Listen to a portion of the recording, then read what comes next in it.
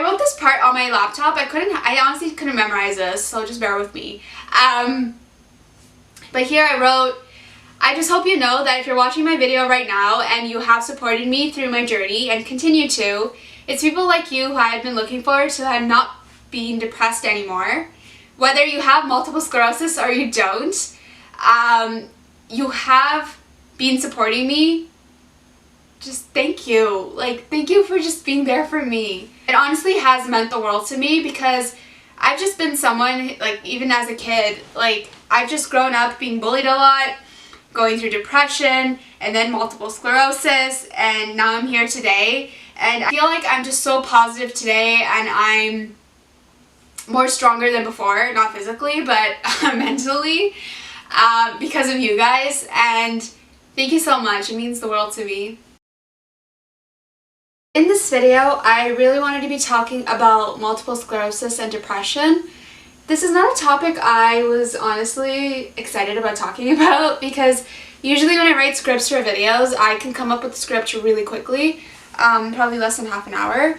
But when I was actually writing the script for this video, guys, it took me like 2 or 3 days and I just couldn't do it because it was just bringing up really bad memories for me and I just didn't want to remember it. But I just feel like I needed to talk about this because I know that there's going to be one of you, at least one of you MSers out there that are also experiencing this or have experienced it.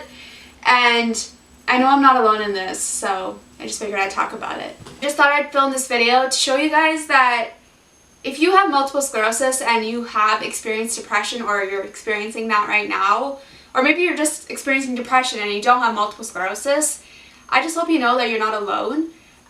And this topic in general is completely, like, I guess, different from me just thinking positive and being that positive Pree. And that's one of the reasons why I didn't want to film this video, because depression is not a positive thing to be going through. But I just wanted to be real with you guys, and I think you guys know that by now. I tell you guys almost everything. Subscribe to my channel if you haven't already. There'll be like a button here, or there. I don't know where, but it'll be somewhere on the screen. I don't think you can actually click the button, but you can subscribe. So for me, I'm not currently feeling depressed. However, I would be lying if I said I wasn't after my multiple sclerosis diagnosis.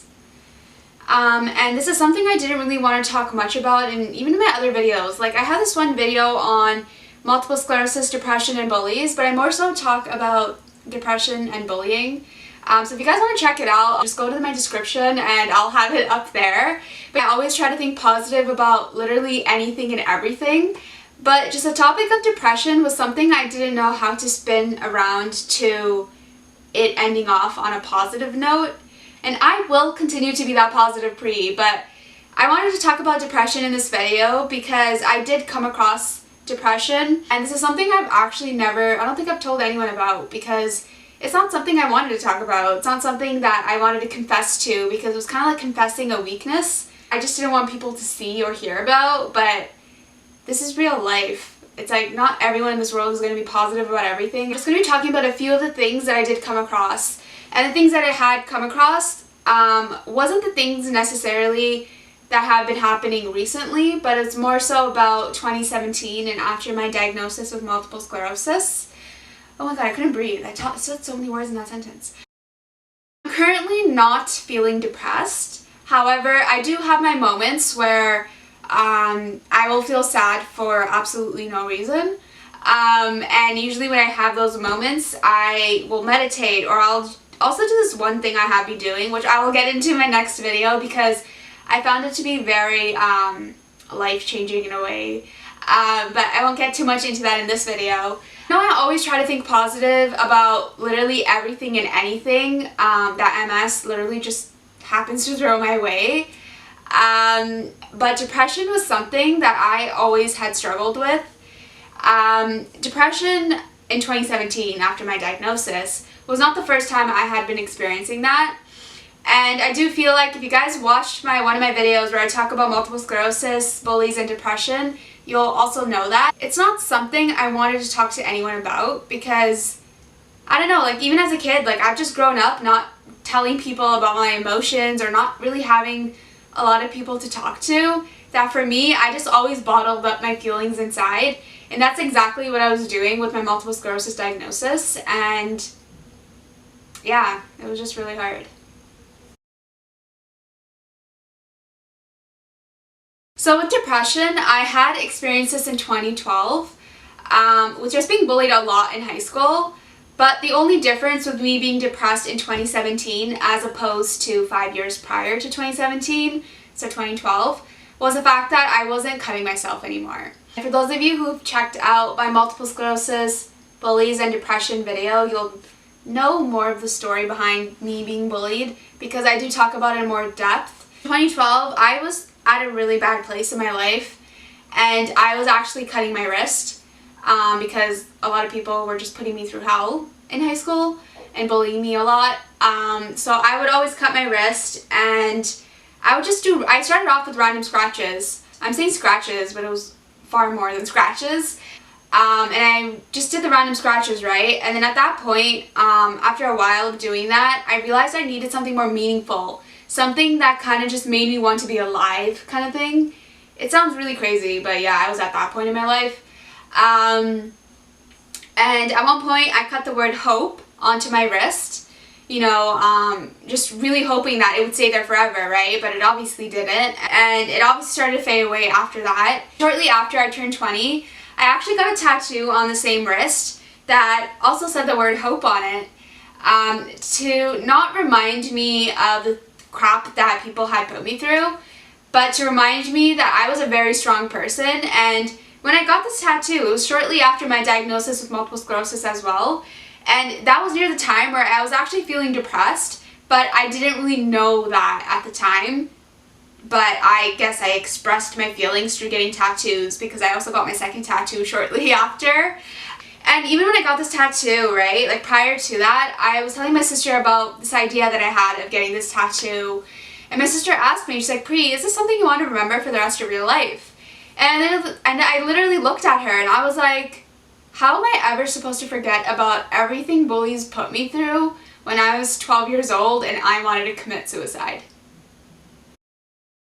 When I was in high school, I always wore long sleeves, specifically because I needed to cover the scarring on my hands. So I obviously wore long sleeves pretty much throughout all of high school. And it kind of just turned into, I wouldn't say a phase, but it kind of just turned into a thing where even on my videos on YouTube, you'll probably see me in a long sleeve whatever, because I'm just so used to wearing long sleeves and I feel the most comfortable in long sleeves because, guys, my arms are really tiny. It's kind of embarrassing because I teach like 5-year-olds and 6-year-olds and tell me why their arms are so much fatter than mine are. Like, it's so embarrassing, but yeah. Oh, I don't know why I did this, guys. So one of my distractions was that I was already working a part-time job, but I thought I would work a full-time job as well, stupidly. And at this full-time job, it was in a daycare, so it involved a lot of walking and a lot of field trips. And that was honestly the most I think that was the most hardest thing I've ever been through, aside from bullying. It was a really terrible experience for me. So for me, I was working 2 jobs to distract myself with my multiple sclerosis diagnosis and from feeling depressed because I didn't want to tell anyone about what I was feeling. It was just really hard for me because even when I would have to walk at this full-time job, guys, I would literally drag my feet just to walk because I couldn't walk. I just had to drag my feet. And it was just really hard because sometimes my legs wouldn't keep me up and I would actually fall on the ground, and it was just so embarrassing because it did happen quite a few times in 2017. But it was, honestly, guys, it was the most hardest thing I've ever been through.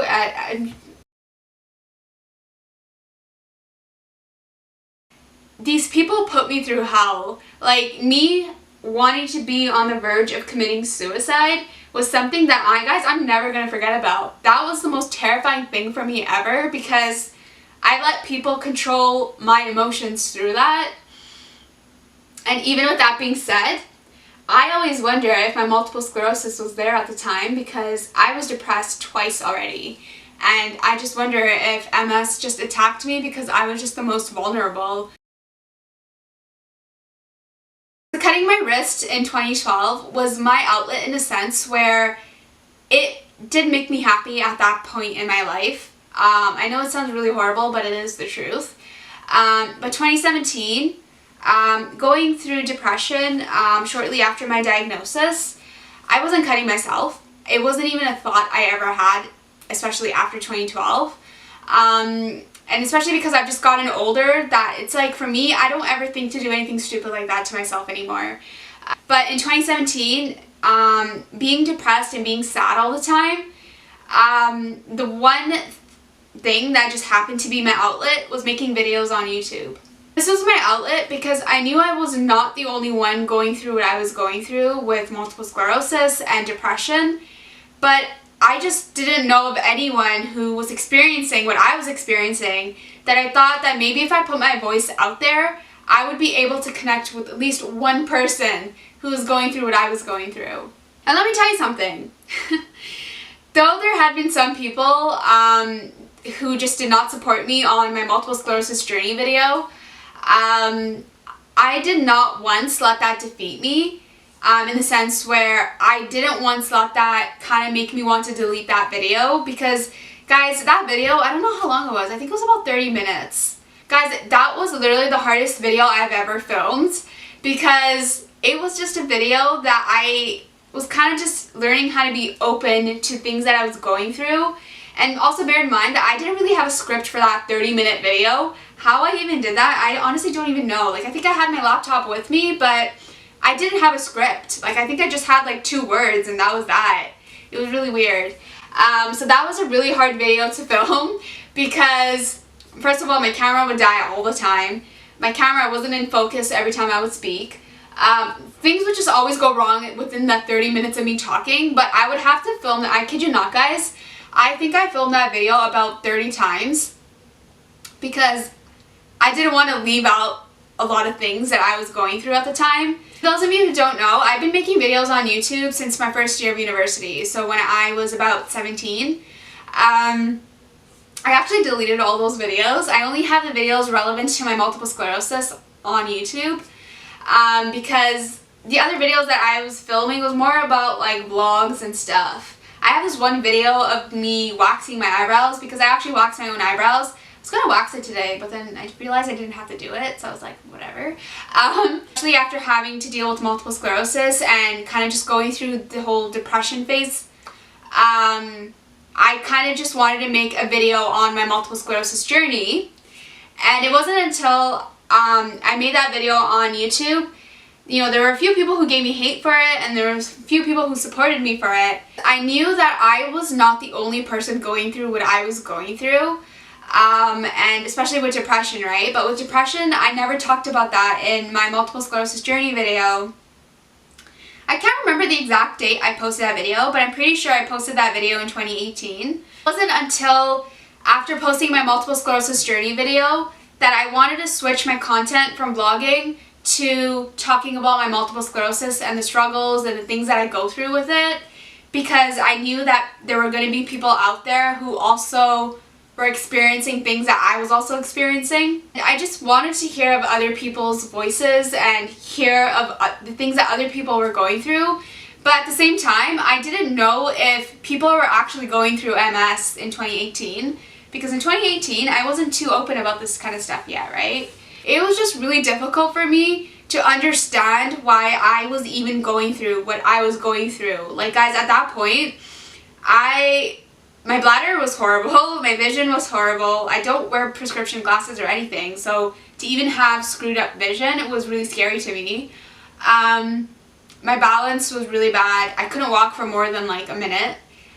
So many things were just going wrong with me, right? But I just wanted that one person to talk to who was also experiencing what I was experiencing. But you know what ended up happening? I wasn't even able to relate to that one person who was going through what I was going through.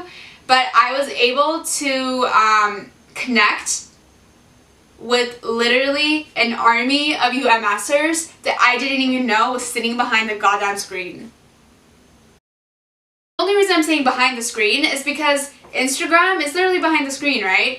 And even YouTube is as well. But I haven't really met, like, I've only met like, I guess 2 people with multiple sclerosis, but that's pretty much it. I haven't really met a lot of people. I feel like a lot of you guys who do support me and watch my videos are from the States, which I think is pretty interesting. Because even my Instagram, a lot of my viewers, a lot of people who do view my stuff are from the States. So yeah. I've literally been able to make more friends now than I had been able to back when I was in high school. It's so crazy to think about that now. And after posting that multiple sclerosis journey video, guys, I was so nervous. Like, I remember hitting the post button, and I was just like, fuck, I'm actually freaking out now. Like, I don't know what people are going to say. I don't know if I'm going to get hate for this video. I don't know if people are even going to view it. Which that video now has 10,000 views on it, which I think is amazing, because it makes me realize that 10,000 of you could potentially be going through what I'm going through. Like, whether you have MS or you don't, or you're just experiencing some of the things that I'm experiencing, like depression, the inability to walk properly, and stuff like that. It's crazy. I wrote this part on my laptop. I honestly couldn't memorize this, so just bear with me. But here I wrote, I just hope you know that if you're watching my video right now and you have supported me through my journey and continue to, it's people like you who I've been looking for to have not being depressed anymore. Whether you have multiple sclerosis or you don't, you have been supporting me. Just thank you. Like, thank you for just being there for me. It honestly has meant the world to me, because I've just been someone, like, even as a kid, like, I've just grown up being bullied a lot, going through depression, and then multiple sclerosis, and now I'm here today. And I feel like I'm just so positive today, and I'm more stronger than before, not physically, but mentally, because of you guys. And thank you so much. It means the world to me. So that's pretty much it to my video. Message me on Instagram if you're also going through depression and even multiple sclerosis, because I don't want anyone to feel the way I've felt. And I've already experienced depression like twice already, and guys, it's the most shittiest feeling, especially when you feel like you're alone. So yeah, just message me on Instagram, and yeah, I'll just get back to you as soon as I can. So subscribe to my YouTube channel if you haven't already. Follow me on Instagram. Check out my blog. I'll post links down below as always. And I'll see you guys in my next video that I post next week. Bye guys. In this video, sorry, I have this really bad habit of cracking my knuckles. Like, I need to crack everything. I can't just crack one, right? Are you guys like this too? Okay, cool. So, I do this thing where every single time someone's talking, I'll be like, okay, and I'll literally end up cracking my hand, because it does it all the time, but I don't do it all the time because I know that's bad. I got an 80% on my paper, and I was kind of offended because I was just like, damn, I thought I was going to get like a 90, but whatever. 80 is an A, right? I don't know if you guys do this too, but for me, when I'm going down the stairs, I literally have to rehearse right, left, right, left, right, left in my head. Because when I say right, left, it's kind of like corresponding with my legs moving right, left, and then that way I remember which leg I'm supposed to lift up first. Does that make any sense? Like, it makes sense in my head, but I don't know if it makes any sense to you guys right now, but I literally have to say right, left, right? And sometimes I tend to trip a lot too, right? So I've been tripping a lot less now, I feel like. But when I do trip, it's really hard on a staircase. It's difficult when I'm on a staircase because I'll be saying right, left, and then when I trip, I miss that right, left, and then I'm like, fuck, what comes after right? I don't even remember. So then I literally have to pause in the middle of the staircase to kind of just rehearse the right, left again, and then just people behind me walking, getting pissed off at me for even stopping in the middle of the staircase. Give me a break, I'm just trying to figure out what comes after left. Like, I can't think that fast sometimes.